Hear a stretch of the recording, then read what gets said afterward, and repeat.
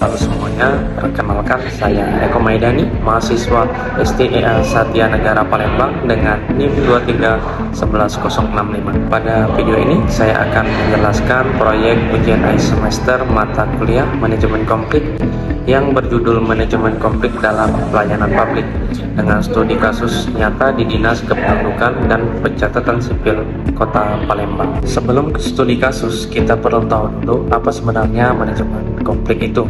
Menurut Robbins, konflik adalah proses ketika satu pihak merasa pihak lain mengancam kepentingannya. Dan menariknya, Robin bilang konflik itu tidak selalu buruk. Justru pada kadar tertentu, konflik bisa membuat organisasi lebih dinamis dan kreatif. Wirawan menambahkan bahwa manajemen konflik adalah proses menyusun strategi secara sistematis untuk mengendalikan konflik agar menghasilkan resolusi yang diinginkan.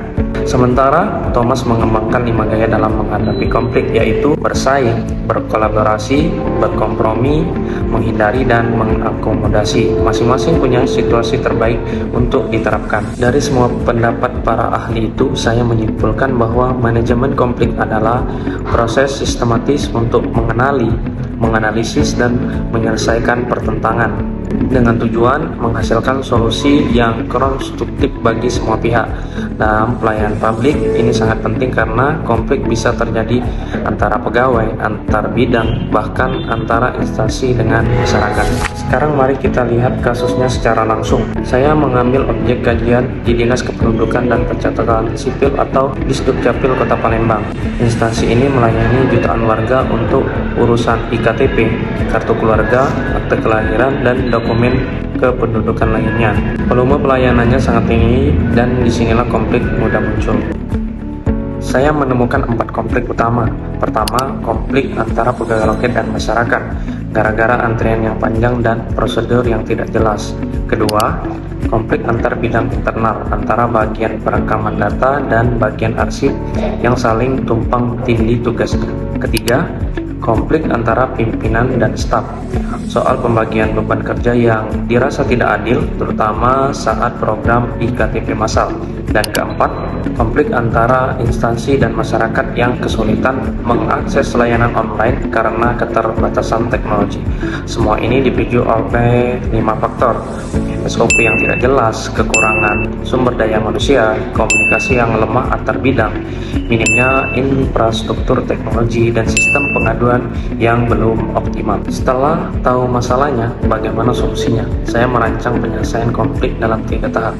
Tahap pertama, pengkajian, melakukan observasi, wawancara, serta telaah dokumen SOP dan laporan kinerja. Hasilnya, masalahnya bukan sekadar teknis, tapi juga menyangkut budaya kerja dan komunikasi organisasi yang perlu diperbaiki. Dari situ, saya menyusun tujuan jangka pendek untuk mengurangi keluhan masyarakat dalam 3 bulan, jangka menengah memperbaiki SOP dalam 6 bulan, dan jangka panjang membangun budaya pelayanan prima dalam 1 tahun. Tahap kedua, identifikasi. Saya memetakan semua pihak yang terlibat, mulai dari pegawai loket, pimpinan instansi, masyarakat, hingga pemerintah kota dan DPRD. Setiap pihak punya kepentingan berbeda, dan memahami perbedaan itu adalah kunci merancang solusi yang bisa diterima semua pihak. Tahap ketiga, intervensi. Ini adalah inti dari solusinya. Saya merancang 5 bentuk intervensi. 1. Struktural, menyederhanakan SOP, meratakan beban kerja, membentuk tim khusus pengaduan, dan menerapkan antrian digital. 2. Sumber daya manusia, pelatihan komunikasi dan manajemen konflik untuk pegawai, forum dialog rutin antara pimpinan dan staf, serta program penghargaan bagi pegawai terbaik. 3. Teknologi, meningkatkan sistem informasi dan mengembangkan layanan online yang lebih mudah digunakan untuk masyarakat. 4. Komunikasi, sosialisasi prosedur kepada masyarakat dan membangun unit komunikasi internal yang efektif. Yang kelima, evaluasi, survei kepuasan masyarakat setiap 3 bulan dan rapat evaluasi bulanan untuk memastikan semua berjalan sesuai rencana. Jadi, apa yang bisa kita ambil dari proyek ini? Konflik dalam pelayanan publik itu tidak bisa dihindari, tapi bisa dikelola. Kuncinya ada pada pendekatan yang sistematis, kenali masalahnya, pahami siapa yang terlibat, lalu lakukan intervensi yang tepat dan terukur. Keberhasilan manajemen konflik bukan hanya tanggung jawab pimpinan, tapi juga seluruh pegawai dan masyarakat sebagai pengguna layanan. Kalau konflik dikelola dengan baik, ia bisa menjadi bahan bakar perubahan, mendorong pelayanan publik yang lebih baik, lebih cepat, dan lebih transparan.